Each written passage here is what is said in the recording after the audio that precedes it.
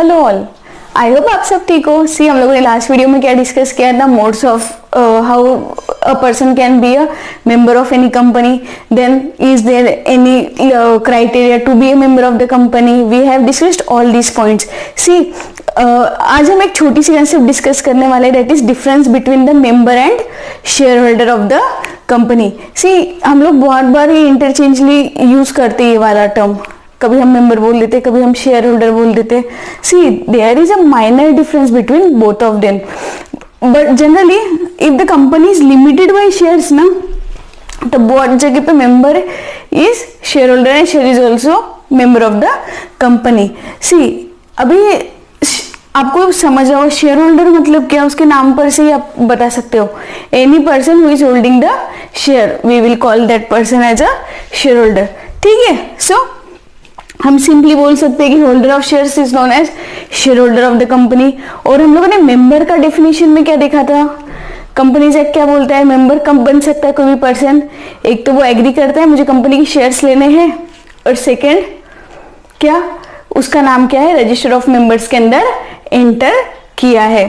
अभी कंपनी के शेयर्स लेने, उसमें भी हम लोगों ने देखा था कि either is subscribing to the memorandum of association of the company, again फिर रिटर्न एग्रीमेंट में वो कर रहा है, और अगर थर्ड उसने डिपॉजिटरी के through if is a beneficial owner of the company, in all those cases the person becomes the member. उसके साथ में एक कंडीशन क्या थी, ये तीनों चीजें दीज आर द मोड्स, और इसके साथ में एक एडिशनल रिक्वायरमेंट क्या थी कि after going through that mode उसका नाम कंपनी क्या करती है, रजिस्टर ऑफ मेंबर्स के अंदर एंटर करती है, तो that person will be known as member of the company. So moreover the term is same, जब तक कि शेयर होल्डर का नाम रजिस्टर ऑफ मेंबर्स में एंटर नहीं हो जाता तब तक के the person is share holder only.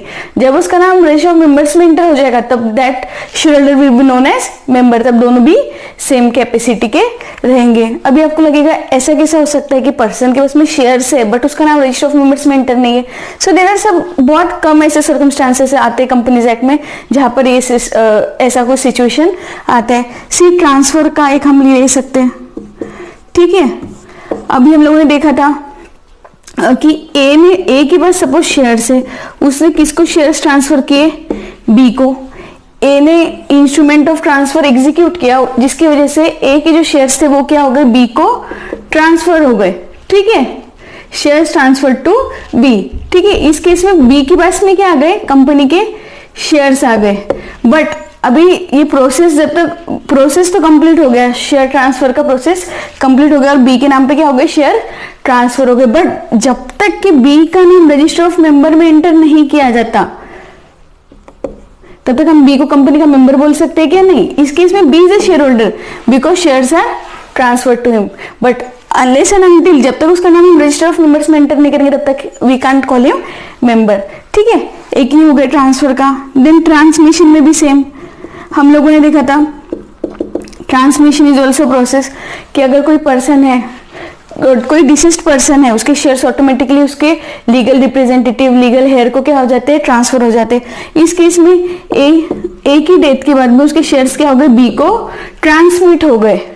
Again same, जब तक कि बी का नाम रजिस्टर ऑफ मेंबर्स में एंटर नहीं होता तब तक के हम बी को क्या कर सकते हैं, मेंबर बोल सकते हैं क्या, नहीं, but he will be shareholder since the shares are transfer to him. ठीक है, सेम अलॉटमेंट, कंपनी के शेयर्स ए ने अप्लाई किए थे, ठीक है, उसको शेयर्स क्या हो गए, अलॉट भी हो चुके, बट जब तक उसका नाम रजिस्टर ऑफ मेंबर्स में एंट्री नहीं होगा तब तक कि वो क्या रहेगा, कंपनी का शेयर होल्डर रहेगा, मेंबर रहेगा क्या, नहीं रहेगा। अब इसका वाइस वर्सा ऐसा भी हो सकता है कि कोई कंपनी का मेंबर है but he is not a share holder. अभी जो फर्स्ट वाला केस था, अब इसको उल्टा करके देख लो, ठीक है, क्या कि अब जो ए थे, ए की शेयर्स क्या हो गए, बी को तो ट्रांसफर हो गए, अभी ए के पास में कंपनी के शेयर है क्या, नहीं, बट उसका नाम अभी भी रजिस्टर ऑफ मेंबर्स में, क्योंकि अभी तक कि बी का नाम वहां पर एंटर हुआ है क्या, नहीं। इस केस में क्या हो गया, फिर ए कंपनी का मेंबर है और बी क्या है, कंपनी का शेयर होल्डर।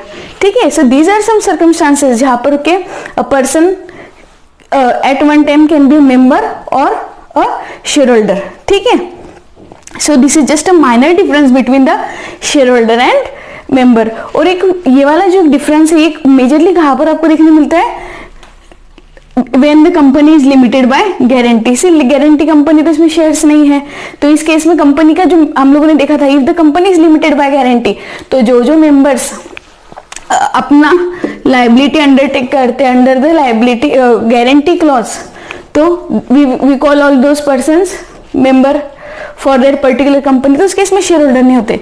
इसलिए in case of limited by guarantee, since there is no share capital, तो there is no share holder, but वो मेंबर होता है। So this is all about share holder versus members under companies act 2013। I hope आपको ये concept समझ में आया होगा कि when a person is a member and when a person is a share holder, very minor difference.